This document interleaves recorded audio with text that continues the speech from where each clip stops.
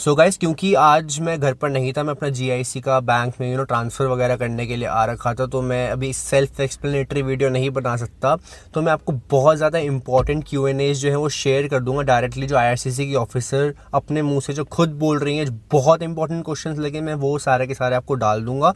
तो अब जो क्लिप्स मैं आपको दिखाऊंगा वो सारी की सारी उनकी आपस की कॉन्वर्सेशन होगी। इजीली समझ जाओगे यार आप, ज़्यादा कुछ उसमें रॉकेट साइंस नहीं है। जो भी वो बोल रही होंगी, मैंने काफ़ी सारे क्वेश्चन सेलेक्ट करे हैं एंड आई गेस और भी क्वेश्चन मैं ऐड करूँगा, बट इस वीडियो में मैं पार्ट 1 और पार्ट 2 करके डालूंगा, तो ये पार्ट 1 होगा। एंड देख लेना पूरी वीडियो एंड तक, काफ़ी सारे के सारे इंपॉर्टेंट क्वेश्चंस जो है इस वेबिनार के अंदर कवर हुए हैं। सो प्लीज़ एंड तक देख लेना, आपके बहुत सारे डाउट्स क्लियर होंगे, काफ़ी क्लैरिटी है हर चीज़ को लेके। तो एक बार देख लेना आप वीडियो एंड तक ज़रूर। तो हाँ, अब आप जो सुनोगे ऑडियो वो आप उन्हीं लोगों की सुनोगे। So the first question, Alina, is that I have applied my visa on the 25th of September for fall intake. Under which category will my visa fall? Is it the AIP category or the general category? So the two-stage process, which includes the AIP, only applies to applications which were received before September 15. And so since you submitted your application after September 15, you will fall under the regular pre-pandemic style processing, and you will not receive an AIP letter for your application. So if everything is on file for the applications that do not qualify for the two-stage processing, this essentially means that number one, you will not get an AIP letter. You will not receive any sort of documentation to indicate whether or not your eligibility is approved, whether your admissibility is approved. If everything happens to be on file, the only correspondence you will receive from us is when we're ready to request your passport for visa issuance. So if there are other things missing from your file, certainly we will send you a request letter for those documents or information. Otherwise, just be patient. The only letter you might receive is just that passport request letter when we're ready to finalize your application. Thank you. Thanks, Alina. So the next question is, when will IRCC begin issuing second stage approvals for students in India? Will the second stage approval begin only after WACs are completely open? So right now, the only applications which we are approving for visa issuance are the applications where the DLI of destination is on the DLI approved list. Why? Because if you're destined to a DLI that is not going to permit you to travel to Canada at this time, we do not need to expend resources, limited resources at that, on applications where it wouldn't matter if you had a visa anyways, because you can't travel at this time. So we are prioritizing essentially cases where the applicant is able to travel, i.e., your DLI is on the DLI approved list. So in terms of a stage 2 approval, there is really no stage 2 approval. The stage 2 approval is either your visa will be issued or not. And so for those cases, really it all depends on whether or not the travel restrictions will either be amended or lifted.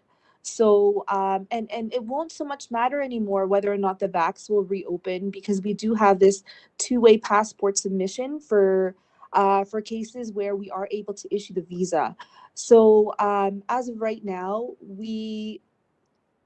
I'll say that in terms of those cases, please be patient. We will let you know when we're ready to request those passports for all of those cases. But really, the biggest indicator for you is whether or not you will be able to travel to Canada. And this is really monitoring the travel restrictions on our website, whether it's your DLI that's on the approved list, whether those travel restrictions are changed or amended so that it's more broad or potentially more restricted. Thank you. Thanks, Alina. So the next question is that I have applied for study permit in August for the Jan 2021 intake.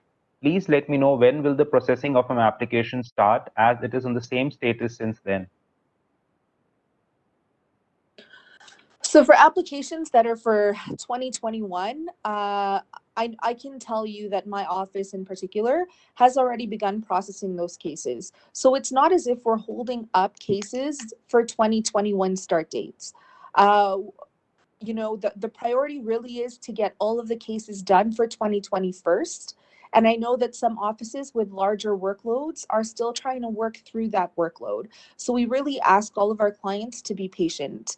Now, you may not have received any information or updates on your case because your case doesn't fall under this two-stage process, right? So you shouldn't be expecting any type of documentation from us really if your case is complete, other than potentially a passport request letter when it's ready for you to travel, when we're ready to issue that visa.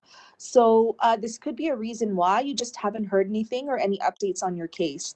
But that's not to say that there hasn't been any movement on your case, because there may have well been. Thank you. Thanks, Lena. So the next question is that, may I send my passport to Dubai VFS for passport stamping when I get the passport request letter, or do I need to be there in person? So if you're going to go to another country to submit your passport or even potentially submit your biometrics, number one, you need to do it physically in person. Number two, we will not facilitate any such requests. You will have to wait like everyone else in that country, depending on what their wait times are. We will not expedite visa issuance just because you might be waiting in a third country to get your visa. So keep all of those things in mind if you do intend to access services at a VFS that is not in your country of origin. Thank you.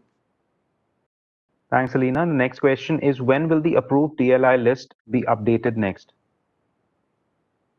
So the DLI list is scheduled to be updated every 2 weeks. So it was just released on October 20. This is the first list. So expect the next update 2 weeks from October 20. Thank you.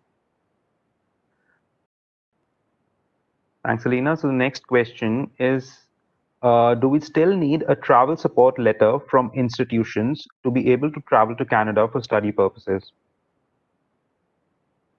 As long as your DLI is on the approved list, you do not need such letter. Thank you. Do we need to include a police clearance certificate for SDS applications? So police clearance certificates should not be provided unless the officer who is processing your case specifically requests it. Clearly, if you want to provide it upfront with your application, we are still happy to receive it, but it is not an obligation, nor is it mandatory for you to submit it upfront. Thank you. So guys, मैंने ये almost सारे के सारे important questions जो हैं वो cover करने की कोशिश करी थी. सो अगर आपको लगता है कि मैंने सही क्वेश्चंस कवर करे हैं, सो प्लीज़ वीडियो को एक थम्स अप देके ज़रूर जाना. एंड ऐसे ही मैं वीडियोस आगे लाता रहता हूँ, तो प्लीज़ चैनल को सब्सक्राइब करना मत भूलना. तब तक के लिए bye bye, take care and यार, जय हिंद.